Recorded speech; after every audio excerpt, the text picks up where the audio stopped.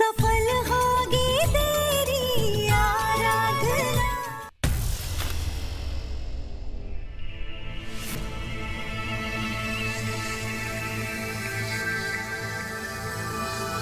ये आपकी family photos है क्या? हाँ, कल इतना कुछ हुआ, घर में इतने सारे झगड़े हुए, रिश्तों में मनमुटाव आया। ये सब कुछ देखकर हम बहुत उदास हो गए, क्योंकि जब तक आराधना यहाँ थी ना इस घर में, तो पूरे घर को एक माला में पिरो कर रखती थी। लेकिन उसके जाने के बाद इस परिवार से प्यार ही गायब हो गया। हमारा ये परिवार टूटकर बिखर गया। बस इसीलिए हम हमारे भाई की, हमारे बाबूजी, हमारी मम्मी की तस्वीरें देख रहे थे। पता नहीं क्यों आज हमें आराधना की बहुत याद आ रही है। क्या हम भी देख सकते हैं? हाँ हाँ, क्यों नहीं, बैठो।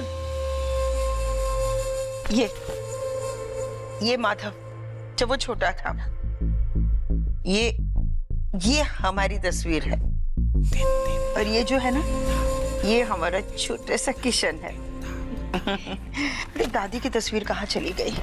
ये दादी जवानी में, ये हम तीन। ये ना आराधना की शादी की तस्वीर है। हम देख लें एक बार? हाँ।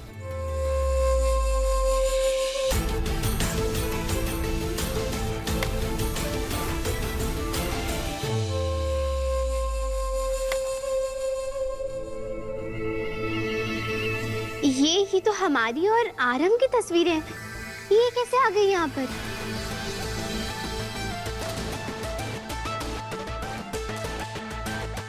ये देखिए। अरे हाँ, लेकिन ये आपके पास कैसे आ गई? क्या पता कैसे आई होगी। अरे हाँ हाँ, याद आया। वो क्या है ना, जब भी हम किसी के साथ डील करते हैं तो हम उनके बारे में सारी जानकारियां हासिल करते हैं। ये हमारी कंपनी का प्रोटोकॉल है।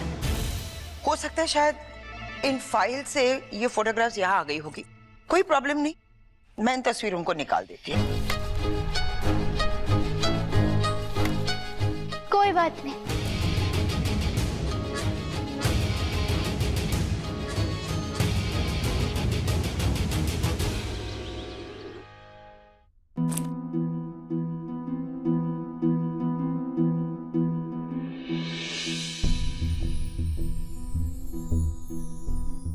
दादी, वो सॉरी, लेकिन हमारे कपड़ों के लिए ना जगह थोड़ी सी कम पड़ रही थी, इसीलिए हमने आपकी बहू के कपड़े वहां से निकाल दिए। हम हटा नहीं रहे हैं, बस सोच ही रहे थे कि कहाँ रखें इन्हें। वैसे कुछ दिनों की बात है, आप एडजस्ट कर लीजिए, उसके बाद तो हम चले जाएंगे। हाँ, तुम तो चली ही जाओगी। एक काम करो, तुम ये सारे कपड़े उस छोटी सी अलमारी में रख दो। हाँ, वैसे दादी डोंट माइंड, लेकिन आपकी बहू के पास में सिर्फ इतने से ही कपड़े थे। हमारा मतलब है कि इतने बड़े घर की सबसे बड़ी बहू, लेकिन उनका पहनावा इतना सिंपल सा। हाँ, क्योंकि वो थी भी इतनी सीधी। इस घर की चकाचौंध उसके दिल के आगे, उसकी अच्छाइयों के आगे हमेशा फीकी ही पड़ जाती थी।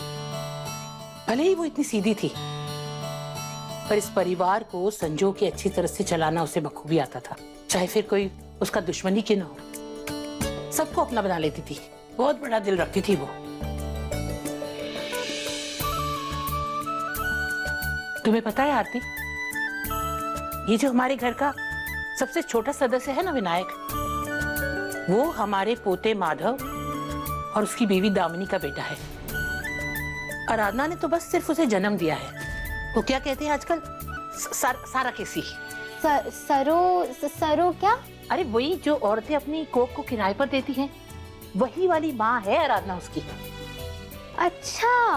भले ही विनायक उसका अपना अंश नहीं है, पर उसने अपने परिवार से लड़कर उसे जन्म दिया, और उसकी परवरिश के लिए इस समाज ने, इस दुनिया ने जो भी मुश्किलें उसके सामने खड़ी की, उन सब का डटकर सामना किया। और बस इतना ही नहीं, वो उस बच्चे को मिलाने के लिए हमारे पोते के पास चली आई, यहाँ चली आई वो।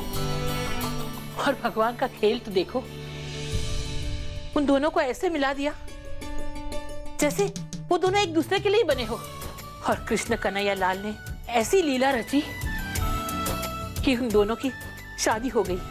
तुम जानती हो, वो शादी नहीं करना चाहते थे, चाहे ये सब उनकी मर्जी के खिलाफ ही हुआ हो, लेकिन हमारा पोता, हमारा पर पोता और आराधना एक हो गए। अरे वाह, ये तो बिल्कुल फिल्मी लव स्टोरी है। हाँ, इतनी अच्छी जोड़ी थी दोनों की। मेरे माधव की बेजान जिंदगी में आराधना बाहर लेकर आई थी। दोनों कितने खुश थे, सब कुछ बहुत अच्छी तरह से चल रहा था, पर फिर पता नहीं क्या हुआ, ये दोनों अलग हो गए।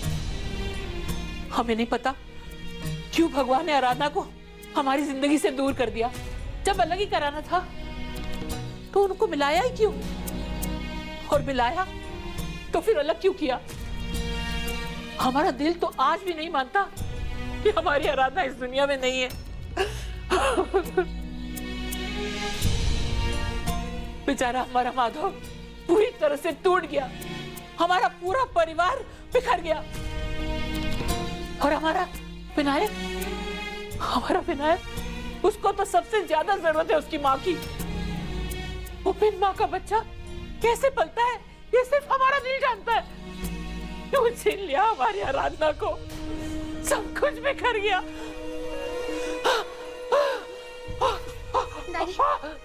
दादी क्या हुआ? क्या हो रहा है आपको? आपकी सास तो कुछ ज्यादा ही फूल रही है। आपको ऐसी सैड वाली बातें नहीं करनी चाहिए थी दादी। एक मिनट दादी, हमें कुछ समझ नहीं आ रहा है।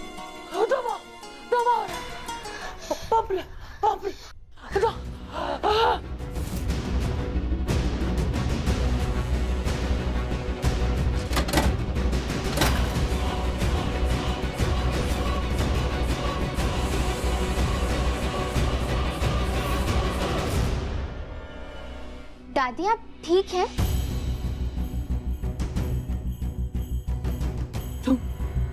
तुम आराधना हो ना? तुम्हें कैसे पता कि ये पंप इस पेटी में है? ये बात इस घर में सब लोग नहीं जानते, सिर्फ चंदा, हमारा पोता माधव और हमारी बहू आराधना जानती थी। तुम आराधना हो ना? बोलो, तुम आराधना हो ना? नहीं नहीं, झूठ बोल रही हो। हमने देखा, तुम इस कमरे में आई, तुमने यहाँ वहाँ कहीं नहीं ढूंढा। उस अलमारी में नहीं ढूंढ सकती थी, पर तुमने वहाँ नहीं ढूंढा, तुमने सीधा इस पेटी में ढूंढा। जैसे कि तुम्हें पता हो कि हमारा पंप यही रहता है। हम अच्छी तरह से जानते हैं कि तुम झूठ बोल रही हो। हमारा कहता है कि तुम हमारी बहू आराधना हो। हम अपनी बहू को अच्छी तरह से पहचानते हैं। बोलो बोलो, तुम झूठ बोल रही हो ना? हे भगवान, अरे इस घर में सबको दिमागी बीमारी है क्या? पहले आपके पोते का दिमाग खराब हुआ और अब आपका दिमाग खराब हुआ। पहले आपके पोते का नाटक और अब आपका नाटक। तुम्हारा झूठ पकड़ा गया। अगर तुम आराधना नहीं होती तो तुम्हें कैसे पता होता कि हमारा पंप इस पेटी में है? बताओ कैसे पता होता, बताओ। अरे हमें डिम्पल जी ने बताया था इस बारे में। वो हम पूरे परिवार के बारे में बात कर रहे थे, तभी उन्होंने बताया था कि आपको दमे की बीमारी है और कभी-कभी आपको पंप की भी जरूरत होती है। हाँ हाँ, सच कह रही हूँ मैं। ठीक है।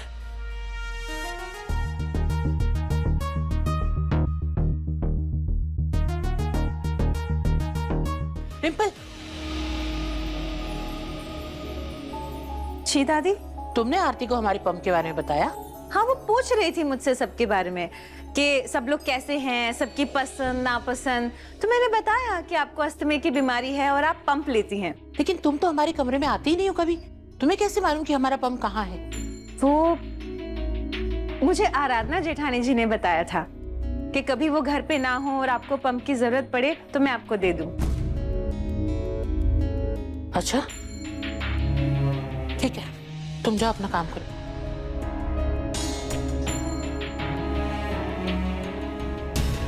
यानी हमें गलतफहमी हुई थी, पर कैसे नहीं होती? हमें परेशान देखकर वो भी परेशान हो गई थी। हमारी जान खतरे में देखकर वो बहुत परेशान हो गई थी, जैसे कभी आराधना हुआ करती थी।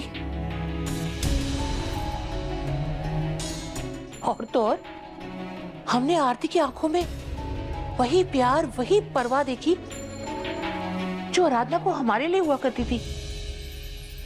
पर हमें इस बात का जरा भी नहीं था कि डिम्पल को हमारे पंप के बारे में पता है। हे कृष्ण कन्हैया लाल, ये आप कैसी लीला रच रहे हैं? क्या सच है, क्या झूठ है? हमें तो कुछ समझ ही नहीं आ रहा है।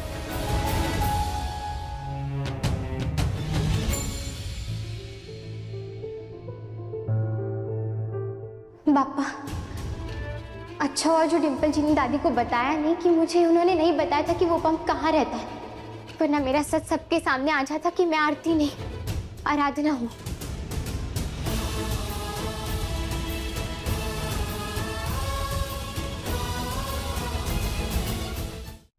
मुझे अपनी भावनाओं पर काबू रखना होगा।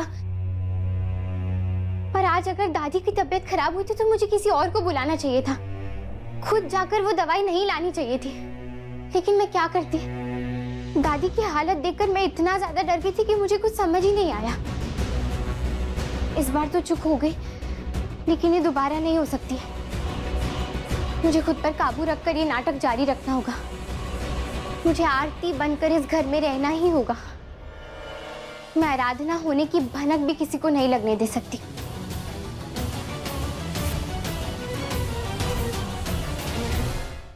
आज सुबह जब विनायक की जान खतरे में थी, तब तो मैंने किसी तरह खुद को रोक लिया। अच्छा हुआ बापा, जो मैंने आईने में देखा था कि मेनका दीदी वहीं छुपी हुई थी। उन्होंने मेरा सच जानने के लिए सब किया था, लेकिन मुझे नहीं पता था कि मेरा सच जानने के लिए वो विनायक की जान को तक खतरे में डाल देंगे। वो तो शुक्र है कि समय रहते साहब जी ने विनायक को बचा लिया, वरना तो सुबह ही मेरी चोरी पकड़ी जाती। खैर, मुझे अब मेरी भावनाओं को काबू में रखना होगा।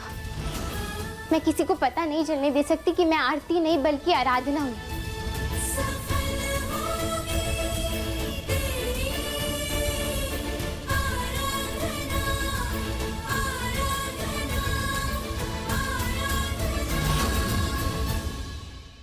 देखिए सफल होगी तेरी आराधना के लेटेस्ट एपिसोड्स कभी भी कहीं भी। अभी सब्सक्राइब करें दंगल प्ले ऐप।